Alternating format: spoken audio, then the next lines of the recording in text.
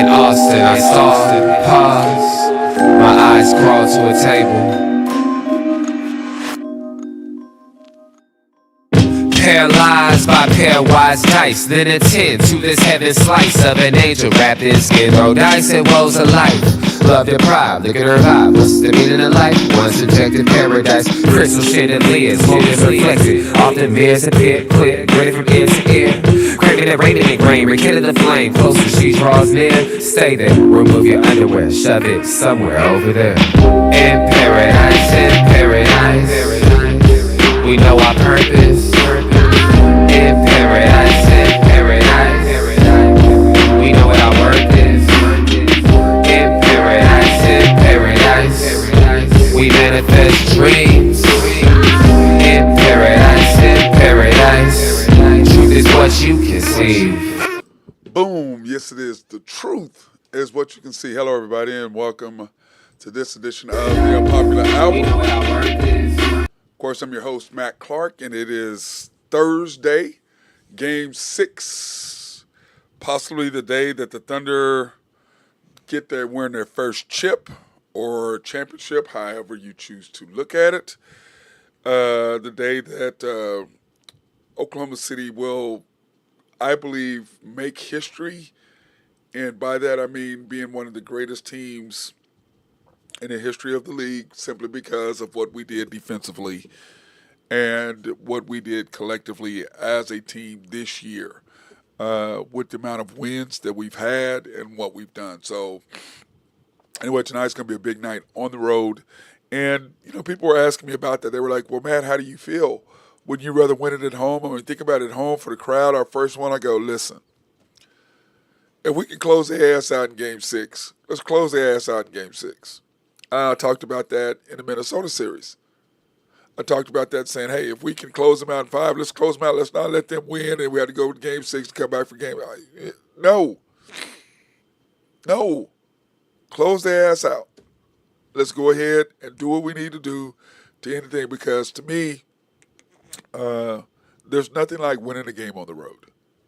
There's nothing like, and I've said this before, when the crowd, the opposing team knows the game's over, and they get quiet, and you just kind of put your hand up. You're like, back then we'd have to scratch like this, and you put your hand up, letting them know, and they know, and you know that the game is over, and it's done. And to be able to celebrate winning the championship on their home court, there's nothing more gratifying than that. Now, that being said, would I be opposed to winning at home? Hell no. Being at a Game 7, for us a chance to win our first chip, yes. That would be amazing. But let me tell you something, guys. Anything can happen in a Game 7. Somebody can get hurt. The other team can get hot and go crazy. You don't want to take the chance on playing a Game 7. Anything can happen. Now, the Denver series, Chet and Jada finally showed up, and that helped us secure the title, but who's to say that's going to happen again? Who's to say that they won't handle their business? Now, my biggest fear about tonight is really simple. Are the Thunder going to be, knowing the condition of Halliburton, is that going to make us less focused and not being prepared or not being ready that he may not play a bunch and TJ McConnell and all this might happen? That's my fear. Because if you'll go back and you look at sports, all sports, when the opposing team's best player, one of their best players is not playing, you tend to let down. You tend to lose a little, I don't know if lose a little bit of focus is the word, but you tend to relax. Now, I don't see that with this team because I don't see the leader of the team, SGA, allowing that to happen, number one. I don't see the fact that the way J-Dub has been playing to keep us from going like that myself, number two. Number three, Chet has not had a big game yet. He has not had a Chet homegrown game where he's 25, 14, 5 blocks. He hasn't had that game. He was really strong in Game 5, don't get me wrong. But we haven't had Chet come out and do something yet. We finally seen it. We had an Aaron Wiggins sighting. We had a Queso Casey Wallace. We had a queso sighting. Dort really hasn't stepped up and did kind of what he did in the series against the Nuggets. So I believe that at some point, and tonight may be the night, that everything comes together. And what did I say at the very beginning of the playoffs? I said, if SGA is doing what it point, be the night that everything comes together. And what did I say at the very beginning of the playoffs? I said, if SGA is doing what SGA does, and J-Dub doing what J-Dub does, Chet does what Chet does, then that allows Dort to relax and do what he does in making 4 for 7 from 3 or 5 for 8 from 3. And then you got Caruso coming down and doing what Caruso does, and Caruso goes, 2 for 4 from 3. Then Wiggins comes in and he goes 3 for 3. Because then, hey Burgess, what's going on? Let me see. He says, hypothetically speaking, if this team wins tonight, when will the parade be? I've heard different scenarios with that, Burgess. I heard that it was going to be Wednesday because of the weather and I heard it was going to be Wednesday because of the weather, and then getting everything set up. Let me see what the weather's going to be in Oklahoma City. It's sunny Monday, Tuesday, Wednesday, Thursday, and Friday. I think it's going to be Wednesday because if we went to a Game 7, that would be Sunday. Okay?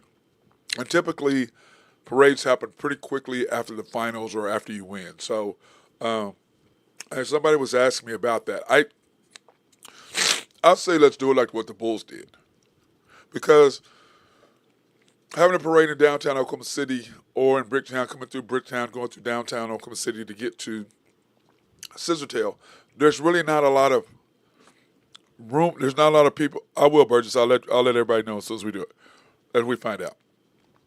There's not a lot of room on the street. You can do a parade, but it's not the same. That's why I love what the Bulls did. I think the Bulls, they had a parade. They had a parade, didn't they? And then they had the deal at Grant Park after they won a few. Because to me, let's go to Scissortail. And we have that stage. Now, maybe that was forethought in saying that, we're going to win a championship and let's have it there where the whole team can sit down. And maybe it's going to be a parade leading up to Scissortail. I would be okay with that, but you're not going to have as many people to be able to see you on the parade. I mean, it's just not, unless they set up stands all the way down Bricktown, all the way down, because, to me, you come down Sheridan, okay, and you come all the way down Sheridan, and then you run right to the ballpark. And then you make a left right there in Robinson, I believe, and then Scissortail is right there. And you get out and do it there. That would be fantastic as well. But the problem is you'd have to set up stands because there's just not a lot of room. Now, everybody says we deserve a parade. Yeah, they deserve a parade, but I just, that's why you need, Burgess, those few days to set everything up. That's why to set all of it. But we'll know by Monday. If we win tonight, we'll know tomorrow when the parade's going to be. Because you got to give people up. You got to, and someone says there's going to be 600,000 fans. We don't have room for 600,000 people at Scissortail Park. Now, 50,000, 100,000, yeah, I could see that. But 600,000, I'm like, 600, do you know how many people that is? Do you know how many people a couple of 100,000 is?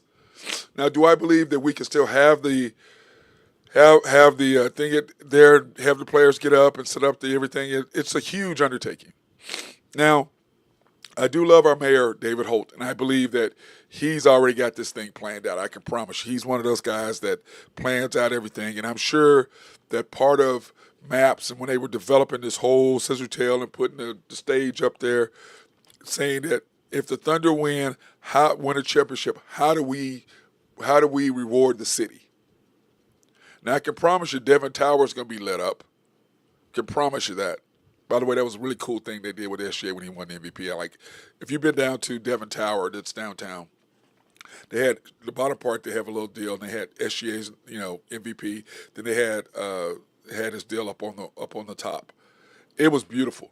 And then of course you've got Bank First down there, and I'm sure they're going to have their own little thing down there at Bank First, right there on the up at the top. They have like this little. What do you call the little lights where they have all the little lights, and they have their name Bank First, and they have different colors. So I'm sure they're going to have something with that. But Burgess, I'm sure by tomorrow, if we win tonight, we'll know tomorrow when the parade is to give everybody a chance to do it. So anyway, that being said, back to the game tonight. I had predicted that we were going to win games 4, 5, and 6 after we won game 4. After we lost game 3, remember? I said we'd win game 4. We're going to win game 5, and we're going to win game 6. Because if you go down 3-1, you're done. I mean, we can still come back and win 5, 6, and 7, but it's much easier. And I think what Game 4 did to them, having the lead, having a chance of smelling victory, and getting the opportunity to feel like they could go up 3-1, and then SJ went boom, 15 to the last 16 points, and that was it. The game was over.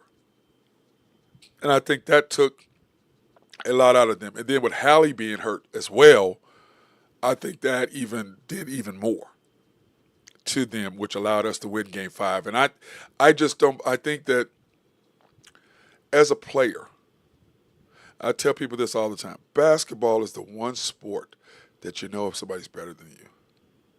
I think hockey is probably like that as well, because it's such an individual thing and the way it is. And by the way, congratulations to the Florida Panthers winning their second back-to-back chips in hockey, beating the Oilers.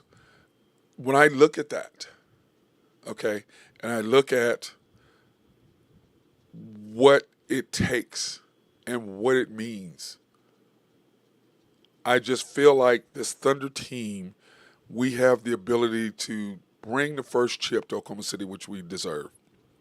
Number 2, we're getting a new arena. With number 3, we'll be getting an NBA All-Star game. I can promise you, within a couple years after the arena is built, we will get an All-Star game. I can promise you. Promise you that. I believe. To Pete. But Burgess, I'm going to say this, and I'm not trying to, throw out a bunch of hyperbole or whatever, but the Thunder have a 5-year window. Now, last year it was painful. You'll admit it. I'm going to admit it. The players knew it.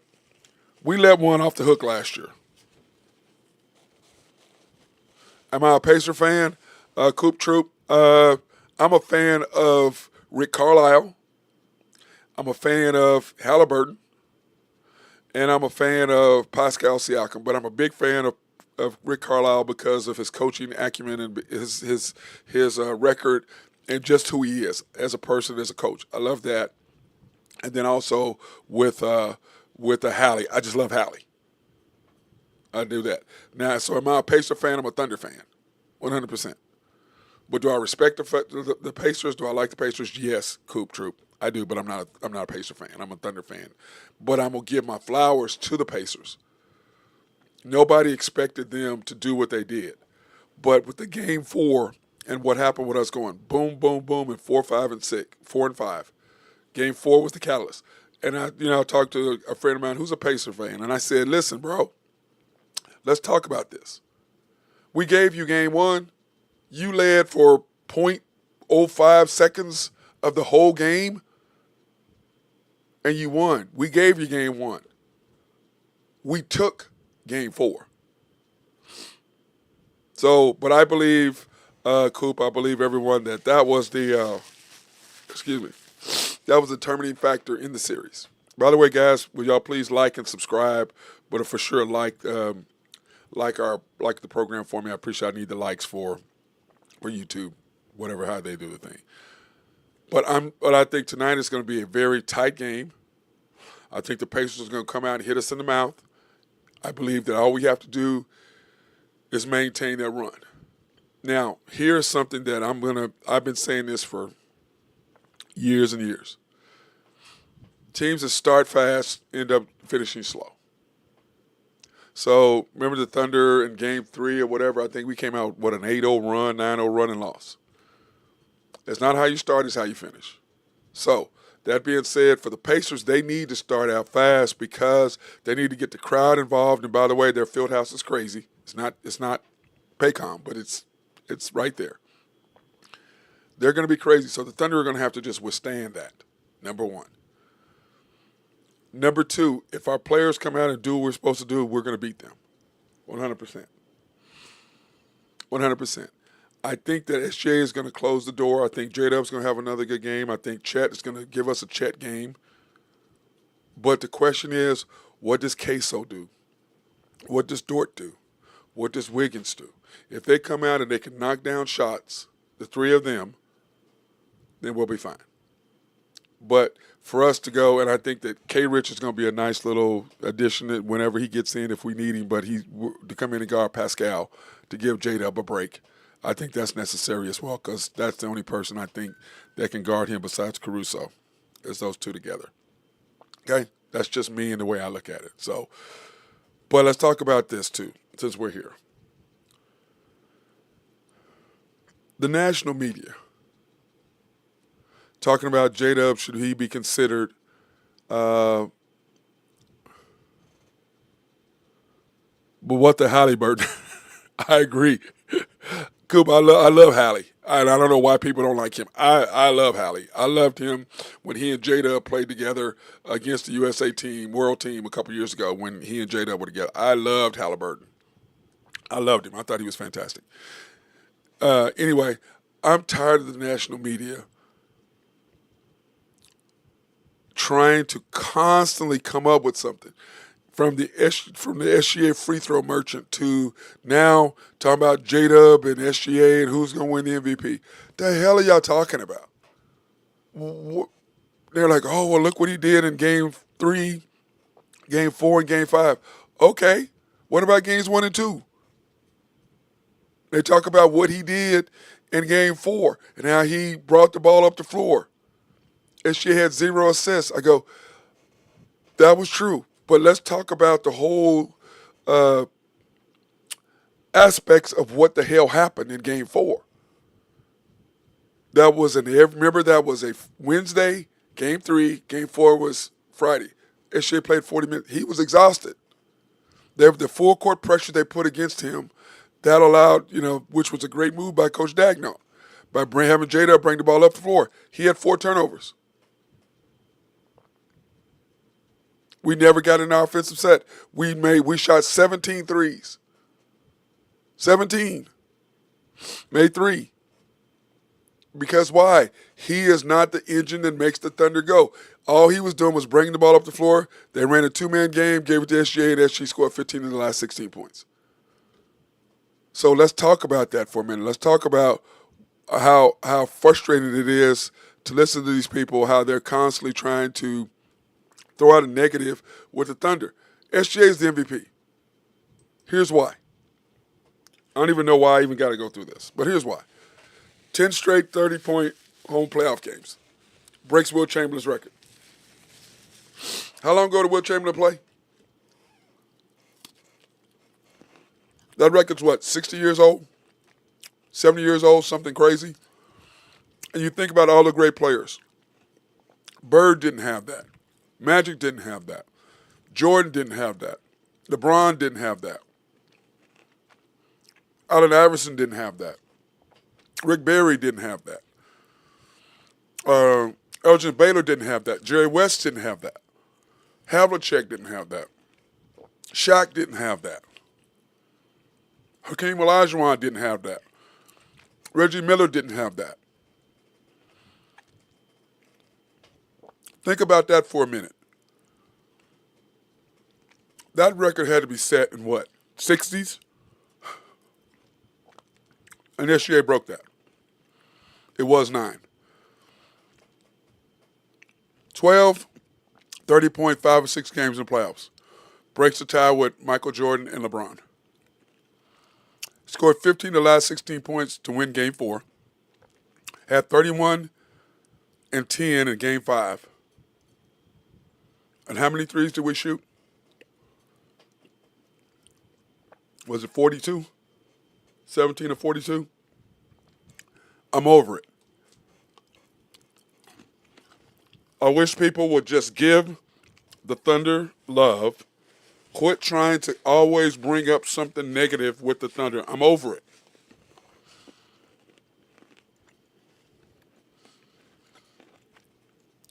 And I hope you guys are over it too. What are you talking about here? Can you just talk about how we had 60 double-digit wins this year? Most in history. How we had the largest. Well, here, let me just pull it. Let me pull up the Thunder stuff. Where is it? What did I do with that? Here we go. Here's what the Thunder did. How about let's talk about some of this. Win percentage of, I need to update this, we're better than 80 and 18 now. 66 double-digit wins, I'm sorry, not 60, 66. Point differential, season 12-9, playoffs 12-5. Broke the 1995-96 Bulls record win percentage. How the hell are we not talking about that? How are we not talking about what we've done this year? Huh? I need to update that on the record. How are we not talking about this? How are you not giving the Thunder love? How about our defense based on that, what I said? Number one in field goal percentage. Number one in three-point percentage. Number one in turnovers created. Number one in pips, points in the paint. Let's talk about that. Number one in deflections. Number one in transitional defense. By the way, the Pacers have done a great job in breaking that down. Let's talk about those things. Can we talk about that? You got to constantly come up with some controversy. Jaylen Brown and Jason Tatum are closer than SGA and J-Dub. Jaylen Brown had, Jason Tatum had J-Dub type of game in games 1 and 2. Jaylen Brown was consistent throughout. We were not number one in free throws, bro. Not even close. I'll pull that up for you since you're going to bring that up. I'm going to show you what we were. Just because people talk about that nonsense, here's the stats. Free throws attempted, Coop, we were 21st. Our opponents were 26th, which means we foul a lot. Opponents shoot more free throws than we do. We were next to last. We were next to last in giving up the amount of free throws. We were 21st in shooting free throws. Okay? Fouls, we were 25th in fouling. Our opponents were 19th in fouling us. So just to show you, Coop, that nonsense that these people bring up about us is bullshit. Excuse me, I'm sorry. So that's BS, bro. But this is what we're number one in. Field goal percentage. Number one in three-point percentage. Number one in pips. Number one in steals. Number one in turnovers. And like I said, I did not include excuse me, I did not include number one in no problem, Coop. But I'm saying to Coop, that's the problem. That's the narrative that people are saying. Tell the truth. These are facts. We're also number one in deflections. We're number one in transitional points, which of course, thank you, Coop, which of course, you guys totally took that away. You guys been killing us in transitions in games 3 and 4. 5, you kind of got us at the end when TJ got in the game. But then at the end of the game, being up 2, and I'm going to say this again with the narrative between the SGA and J-Dub. TJ McConnell comes in. They pick up their pace. We're up 2. SGA gets a steal, comes down. Dort hits a 3. We're up 5. Next possession comes down. SGA gets a steal, goes coast to gets an and 1. TJ McConnell was a part of that. All of a sudden, we're now up 8 after 2 possessions, after them being up 2. Come back down, we get another steal. SGA, boom, drives to the basket, kicks it to Queso. Queso kicks it to J-Dub. 3 straight 3-point plays, or 2 straight threes and one. All of a sudden, we're back up 11. The game's over. Now, SGA was completely responsible for that. So I'm tired of the nonsense that these people are out there trying to compare the two. Like they said, we love J-Dub. Excuse me. We love Jay, but he ain't Shay. That's what Stephen A. Smith, I love that quote. We love Jay, like I said, we like Jay, but he ain't Shay. And that's a fact. Don't come out and try to come up with narratives to break down our team. The difference between this team and 2012 team is there's no infighting. There's no question on who the guy is. No question. It's SGA and the others, as Shaq calls them. Back then, you had Russell being Russell and having the chip on his shoulder, being who he is, along with Harden and along with KD. KD is the best of those three, without question. But once again, the infighting had them break up because the Thunder picked Russell.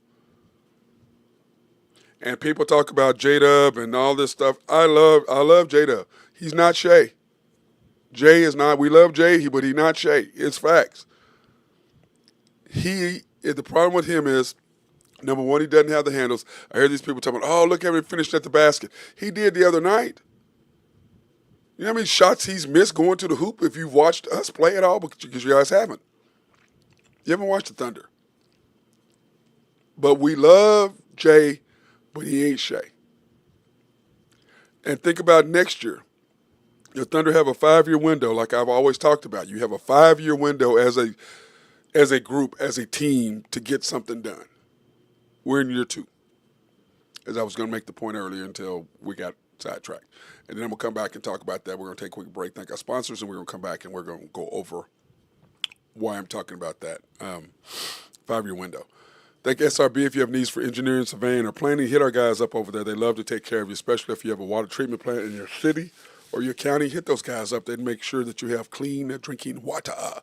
Oak Grove Trucking and my guys, Jose Fierro, he is the dude for that. Hit those guys up over there at Oak Grove. They are magnificent, and they will take care of you if you have dirt, rock, or sand to be moved. And, of course, YNB, I had to check and make sure Nathan wasn't there. I left him off yesterday. Family owned and operated since 1912. They are the bank that makes things happen. They're an equal housing lender, a member of the FDIC, proud sponsor for us to go out and support women, minority, and black-owned businesses, which we will start doing a lot more once the NBA season or the Thunder are done playing. You can go into their main bank at 401 Elm, 66 steps from historic downtown Yukon, Oklahoma. YNB East, which is off the Parkway, is 66 at 39th Expressway. YNB Mustang, 218 North Mustang Road. YNB Parkway, which is off Garth Brooks and I-40. And, of course, YNB Peoples, located in Bethany on 23rd between Rockwell and MacArthur. Go ahead and check those guys out. And then, of course, the House of Creed, handcrafted since 1760. Guys, if you haven't smelled this, something's wrong. Go to dealers and get some Creed. It is so good. I can't even tell you how good this stuff is. It smells so good. I had compliments every time I wear it. You know, girls will come up and go, God, what is that? And I tell them, they go, oh, that does smell good. I can tell you. Guys, go get it. And then also, if you have a female or if you're a woman and you like it, you want to buy it for your guy, as we always say, Matt, or they always tell me, Matt, remember, pick the best for your best. You can go into any of the dealers' locations located here on our screen: the Penn Square Mall, Oklahoma City, Woodland Hills Mall, Tulsa, Town East Mall, Wichita, Oak Park Mall in Overland Park, Kansas, not Missouri, Kansas, Park Plaza Mall in Little Rock, South Plains Mall in Lubbock, and Westgate in Amarillo. Go to any of those locations. Coop. Okay, he says he has to go spend time with his grandpa. Good luck. God bless you. See you later if you're still streaming. Yes. You're welcome, Coop. And we will be on tonight after the game. talking about the Thunder Game 6. Hopefully, us celebrating the W. Let's hope. We'll see what happens. But go have fun with your grandfather, because I have a little G. He's my dude. I'm going to see him in a couple weeks. I miss him so much. Cannot wait to see him. Okay, but anyway, back to the 5-year window. Thunder have a 5-year window. Most teams do. When you look at Golden State when they went on their run, if KD doesn't get hurt, they win 3 in a row, possibly 4 in a row, if he doesn't get hurt. Okay, that's a fact. So they had a 5-year window with that team. They ended up winning 2 out of the 3 times chances they had. But I think if they kept winning, they would have kept going. Now back to the Thunder. This is year 2. And I said it was year 1, but you can't discount and leave away a 3. Can't do it. When I look at what the Thunder are building, what Sam Presti has built, he learned his lesson from our first team with KD, Harden, and Westbrook, and Ibaka, and then of course Steven Adams. Let's not forget Big Perk was on that first team. But Sam Presti did not draft well at all to support that team because we were so good. And he learned his lesson. Because this time around, when you saw what Shea was doing, you saw what Josh was doing, then you added J-Dub, Chet, and J-Will. Then the next year you come back with Queso. What have you done? And then this year you added Topic, who we'll see next year. So this is the year 2, and I got correct because I still think it's year 1 because we added iHeart and we added Caruso, to this year. So to me, it's kind of year 1, but really you can't discount we were the number 1 team last year. So he added iHeart and Caruso to what we had, and it's made all the difference. So this is year 2 of a 5-year window. This is year 1 of our contract with iHeart. So we have him for 2 more years. So that would be year 4. Okay? And then you extended Caruso through 2028, I believe, or whatever it is. So we have him for 3 more years. Then you signed Chet and J-Dub a year early because this is year 3 for both of them. Instead of signing them in year 4, right before year 5 comes up, you go ahead and you sign them in year 3 a year early, and you give yourself save some money. It's like next year you sign Queso a year early. And we had this debate about SGA yesterday. What do you do with him? Does SGA wait and give up his money, or does he take his money? Does he want to become the first $400 million guy? And like I said, that's it's really not his personality, and Nathan said that yesterday as well. But when you can be the first, and you're talking about $4 to $5 million difference is what you're talking about a year.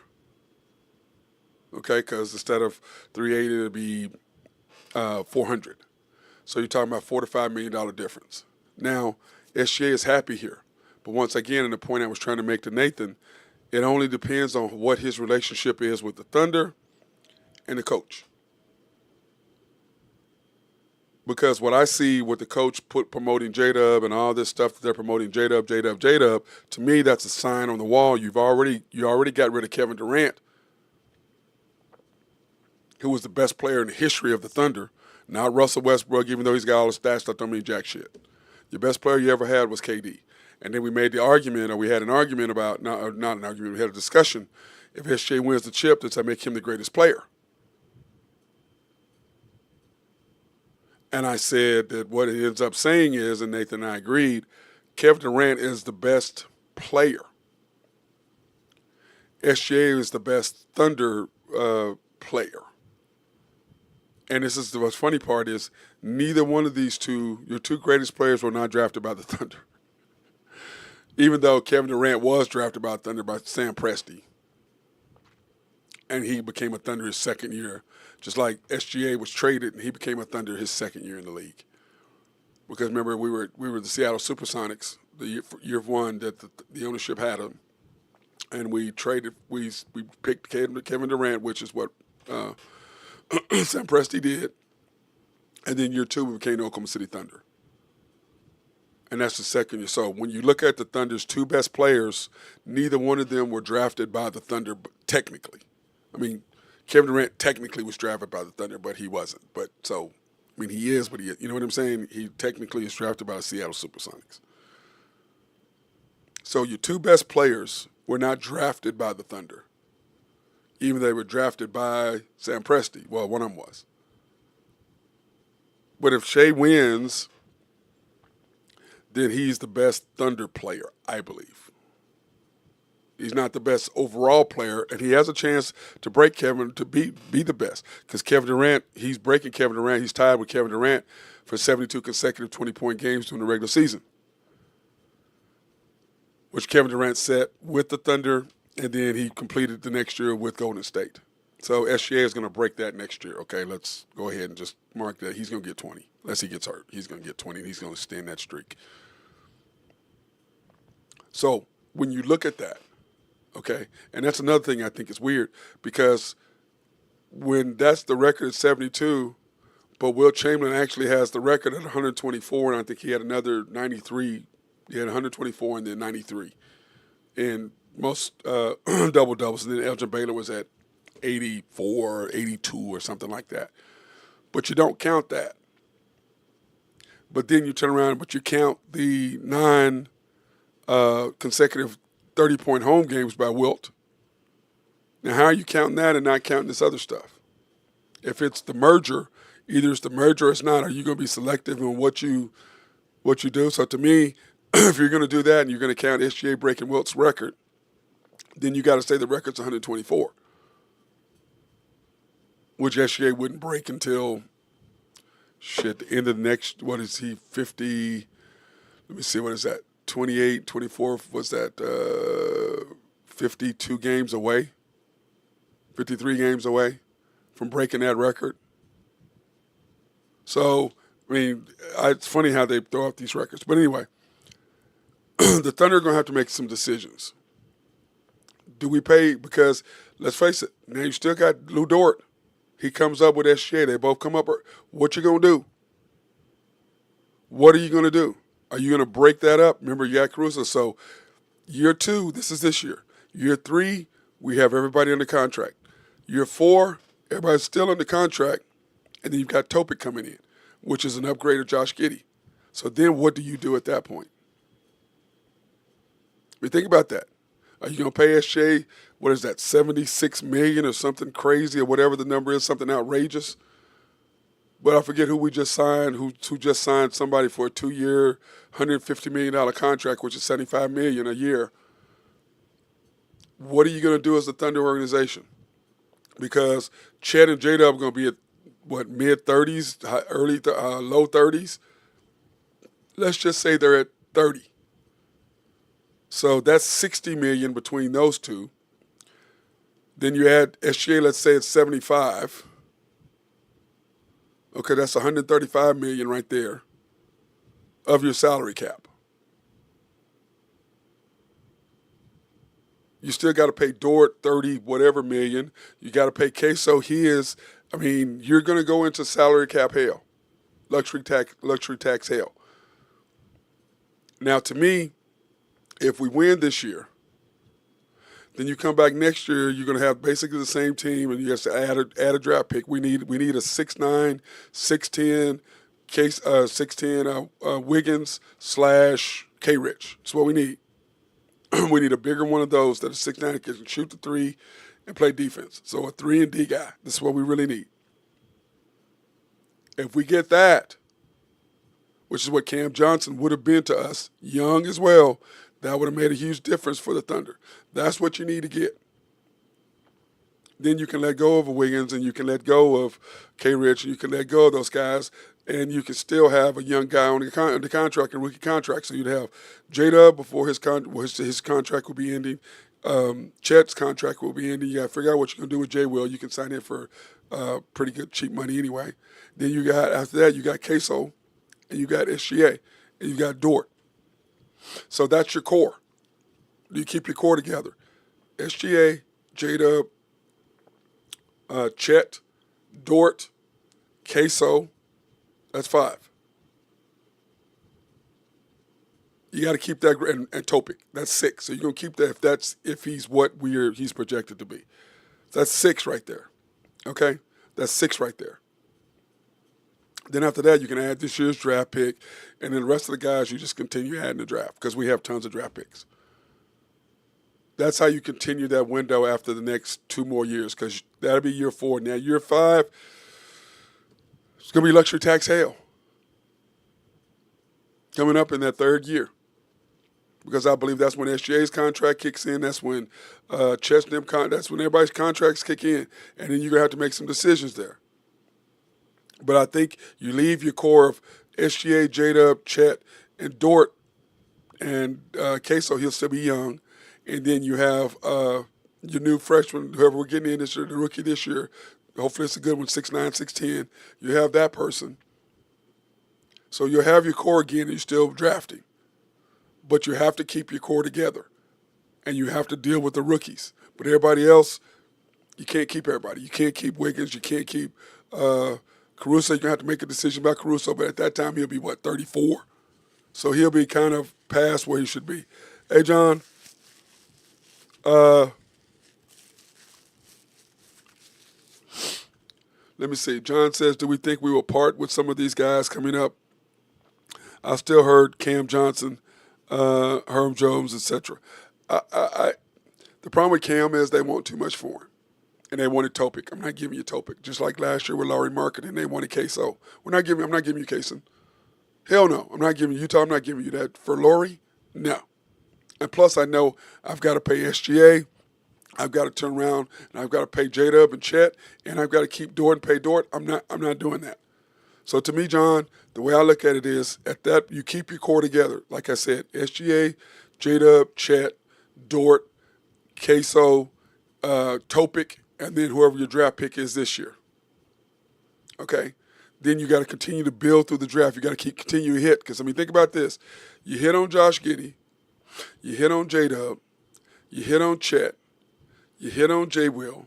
You hit on Queso. And if you hit on Topic and you hit on this year, you're set. If you continue hitting just one draft pick a year to add with your core. Now, that being said, if them believing that J-Dub has more upside than SGA, which is insane to me, even though he was an all-star this year and he was second team all defense, and of course, that's because Caruso didn't qualify. He ain't Caruso. And then, of course, he made the third team all defensive team, third team all NBA, which you got to give it to him because, dude, we won, 67, 68 games?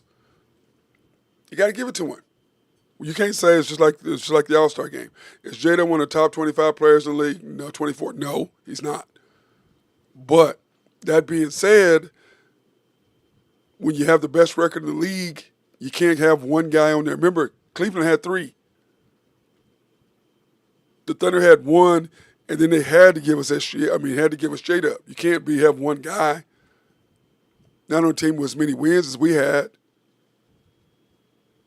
So, that being said, that's where you're sitting. We have a nice little core here. We have a nice run. And like I said, year 4, in 2 years, you got to make some serious decisions. But it all depends on what Topic does, number 1. And number 2, who do you get in the draft this year? And of course, Chet staying healthy. So you gotta build through the draft. You gotta keep doing drafts. Why Sam has so many draft picks? It's because you have to continue to hit one draft pick a year. Think about it. Josh, then J-Dub and Chet, and J-Will, then Queso, now Topic. And A.J. Mitchell's not bad either. Like him too. So that's what you've hit on. You got to hit again this year. Now, we do have enough draft picks that we can move up in the draft, which I heard we were, because we need to. We need a 6'9", 6'10", athletic guy who can shoot the 3 and defend the wing. That's what we need. a young guy to go with our young group. Because remember, we're the youngest team in the league. That's what we've got to continue to do that. But you got to look at the Pacers; they're right on our tails. So that's where we're sitting. To me, we're sitting really, really nice, really in a good position. But the question is, where are we going to go from here? What are we going to do next? Those are the outlying things that we have to deal with. And I believe we can, and I believe we will. What does the commander say? He's sending me a message.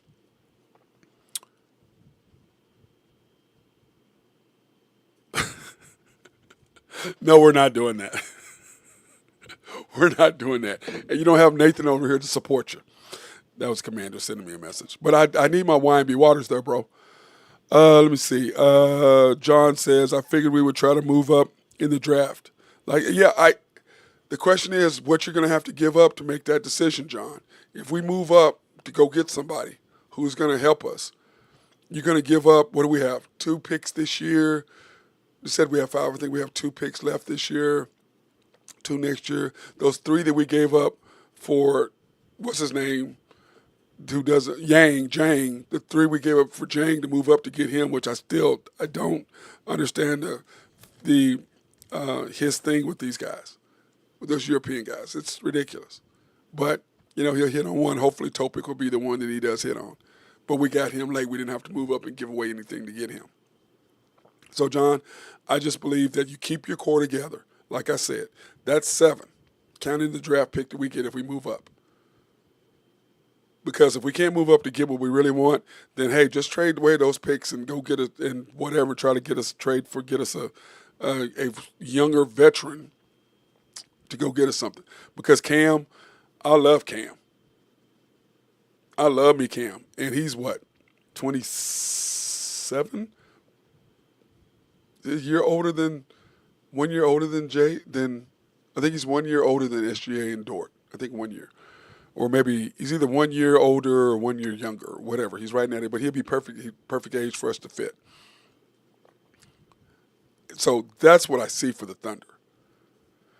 But this is the question. If you win this year, and then you win next year or you win the year after that, do you do what the Golden State Warriors did? And we talked about that. They paid $500 million in luxury tax to win another chip. And I'm not dealing with you, Randy. I'm not dealing with you, Commander. I'm really not. And so that's the question you got to come up with. What are you going to do? How are you going to make that work? That's what you got to do. It's a huge thing. It's a huge opportunity for the Thunder. You have to deal with the Lakers' new ownership. So and they've got money now, where the Buss family did not have the money. So those are things you're going to have to deal with and have to come up with answers. So I'm looking forward to what we have in front of us, what the Thunder have coming up. I'm looking forward to it because we have the assets. We have everything we need to do what we got to do. And I'm looking forward to that happening. So anyway, like I said, tonight, the Thunder are, we didn't give you the odds, did we? Let's pull that up real quick. We didn't give you the odds today for the game today. The Thunder Pacers 7:30 on ABC.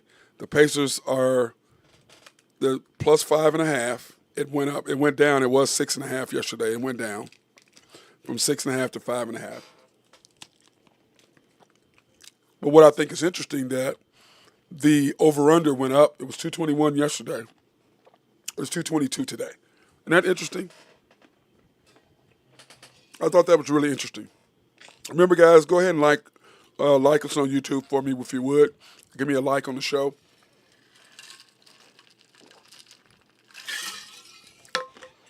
For whatever YouTube algorithms, they